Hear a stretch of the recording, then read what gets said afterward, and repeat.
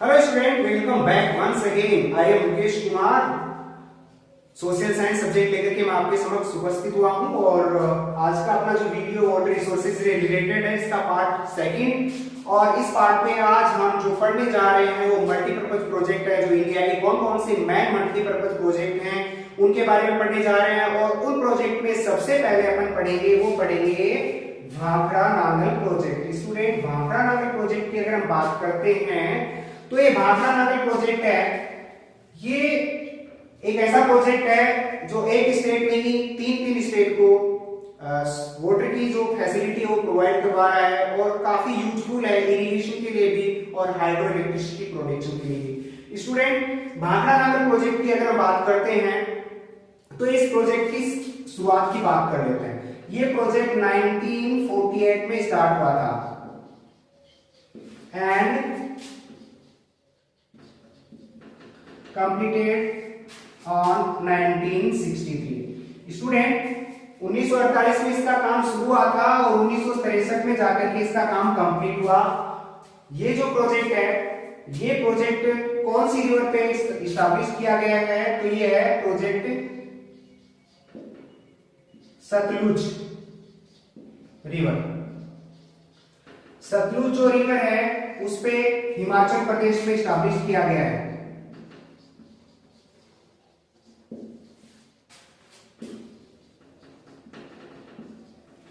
Near Bilaspur,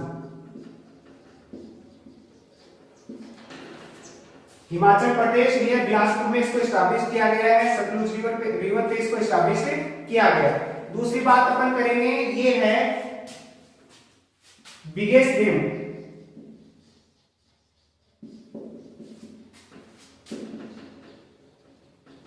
of India.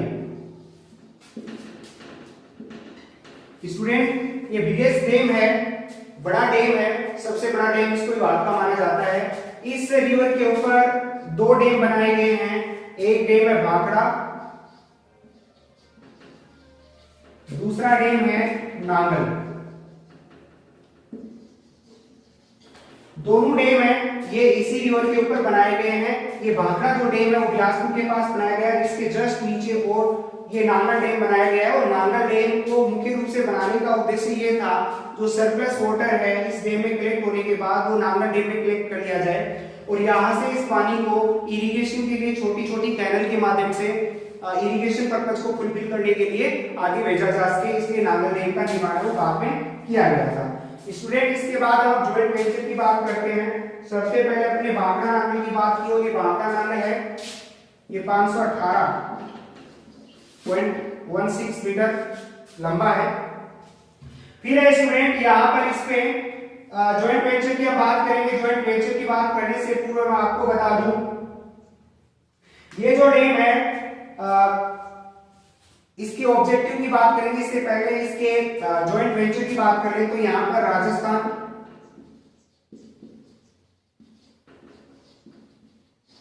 Punjab, Haryana. Student, ये तीन जो स्टेट हैं उनका ये जॉइंट वेंचर है, राजस्थान, पंजाब और हरियाणा। और आपको पता होगा स्टूडेंट, इसी सतलुज जो रिवर है इससे जो डैम बनाया गया है वहीं से ही जो गंग नहर या जिसको अपन इंदिरा गांधी नहर कहते हैं वो निकली है और थार के डेजर्ट को हरा भरा कर रही है, वो भी यहीं से इसी भाखड़ा डैम से निकली है। स्टूडेंट, ये जॉइंट वेंचर राजस्थान, पंजाब और हरियाणा का है। इसके ऑब्जेक्ट की बात कर लेते हैं। ऑब्जेक्ट क्या है, यानी कौन कौन से उद्देश्यों की पूर्ति के लिए इसका निर्माण किया गया था? तो स्टूडेंट, सबसे पहला पॉइंट तो इसमें आता है portable water supply, then water for irrigation,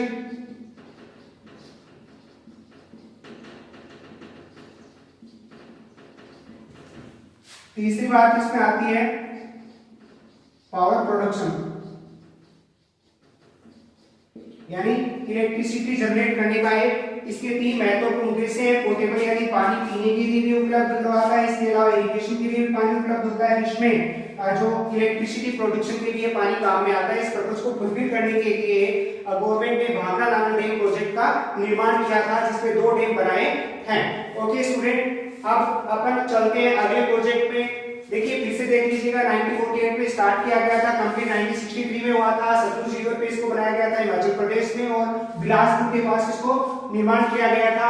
biggest dam है ये इंडिया का, इसमें भाखड़ा और नांगल 2 डैम बनाए गए हैं, और ये राजस्थान, पंजाब और हरियाणा का जॉइंट वेंचर है। और इसके ऑब्जेक्टिव की अगर बात करते हैं तो इसके ऑब्जेक्टिव पोर्टेबल वाटर सप्लाई है, वाटर फॉर इरिगेशन है, पावर प्रोडक्शन है। इसी प्रकार से अगले डैम की बात करते हैं स्टूडेंट। अगले प्रोजेक्ट की अगर हम बात करते हैं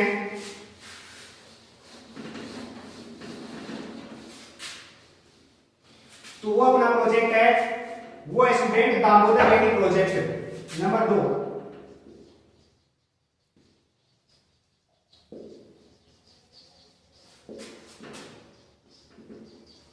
दामोदर वैली प्रोजेक्ट है, वेस्ट बंगाल में है।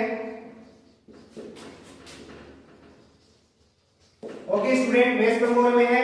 और अगर स्टार्टिंग की बात करें तो 1948 में स्टार्ट हुआ था। कब स्टार्ट हुआ था सर स्टूडेंट? इसका निर्माण 1948 में शुरू किया था गवर्नमेंट ने। और स्टूडेंट कौन सी नदी पे है? तो दामोदर नदी पे है। कौन सी पे है? दामोदर रिवर के ऊपर। स्टूडेंट्स ये दामोदर जो रिवर है इसको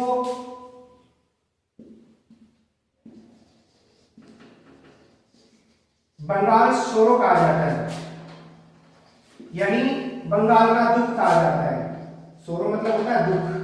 बंगाल का दुख या बंगाल का सोरो किसे कहा जाता है? तो दामोदर रिवर को कहा जाता है। यानी अपनी नजर दी से Damodar river is also known as the Bengal sorrow, Bengal के सोरो के नाम से ये रिवर जानी जाती है। ओके स्टूडेंट, ये जॉइंट वेंचर की बात करते हैं तो ये वेस्ट बंगाल एंड झारखंड का एक जॉइंट वेंचर है।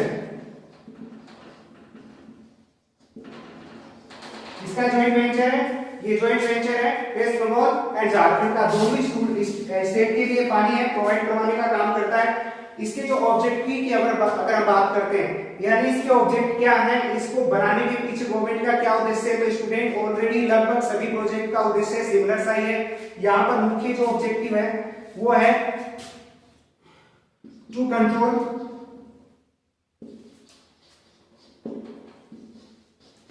floods and soil erosion। इसके अलावा वाटर फॉर इरिगेशन के लिए पानी। और मुख्य रूप से तो ये कटाव बहुत ज्यादा करता है मिट्टी का, और बाढ़ आ जाती है झारखंड और वेस्ट बंगाल में, तो उसको कंट्रोल करने की वजह से इसका निर्माण किया गया था। ओके, सोइल इरोजन और फ्लड कंट्रोल के लिए इसका निर्माण किया गया था। और वाटर इस डैम से जो वाटर सप्लाई होता है वो इरिगेशन के लिए भी होता है।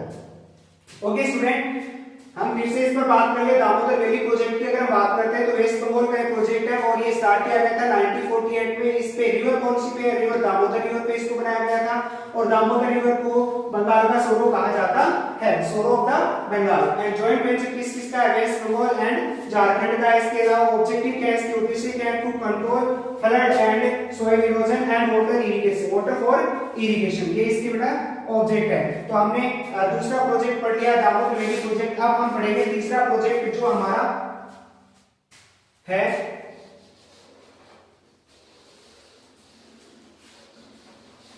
हीराकुंड। तीसरा प्रोजेक्ट हम पढ़ने जा रहे हैं वो है हीराकुंड प्रोजेक्ट।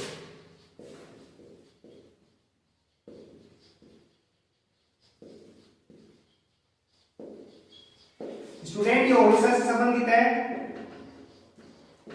ओके, इस प्रोजेक्ट की हम स्टार्टिंग की बात करें तो इसका स्टार्ट हुआ था स्टूडेंट 1947 में। कब स्टार्ट हुआ था इसका निर्माण कार्य? जब हमारा देश आजाद हुआ था, जस्ट उसके बाद 1947 में स्टार्ट किया गया था। ऑलरेडी आप जानते हो ये महानदी के ऊपर है। कौन सी नदी पे है? महानदी के ऊपर है। महानदी को क्या कहा जाता है?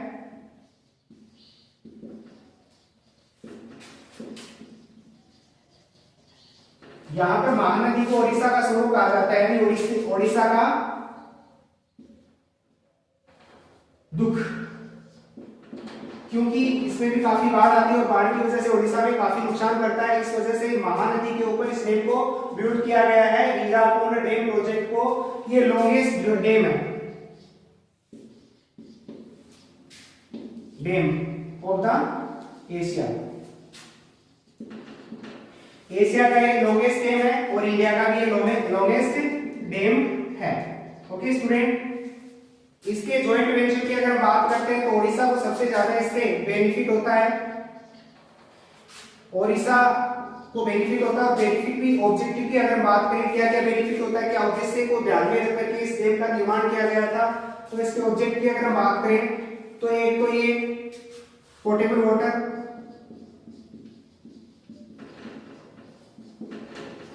वाटर फॉर इरिगेशन,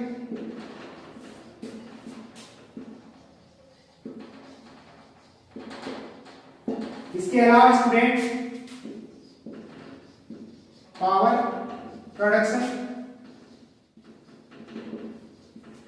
और फ्लड कंट्रोल। ये इतने ऑब्जेक्टिव को ध्यान में रख करके इसका निर्माण किया गया था गवर्नमेंट के द्वारा, ताकि यहाँ पर जो फ्लड है उसको कंट्रोल किया जा सके, इलेक्ट्रिसिटी प्रोड्यूस किया जा सके और पोर्टेबल वाटर है और इसके अलावा वाटर फॉर इरिगेशन है उपलब्ध हो सके। तो स्टूडेंट, आज की इस वीडियो में हमने जो मेन 3 प्रोजेक्ट के बारे में चर्चा की है। फर्स्ट जो प्रोजेक्ट था अपना वो था भाखड़ा नागल, दूसरे प्रोजेक्ट की हम बात की थी वो था स्टूडेंट आपका दामोदर, तीसरा जो प्रोजेक्ट था वो अपन ने पढ़ा है, वो अभी पढ़ा है हीराकुंड। तो स्टूडेंट, इस प्रकार से हमने कंप्लीट तीनों प्रोजेक्ट की बात कर ली है और मिलते हैं अगले वीडियो में स्टूडेंट। एक नया वीडियो में आपके समक्ष लेकर उपस्थित हो रहा हूँ इसी चैप्टर से संबंधित। तब तक के लिए thank you, have a nice day.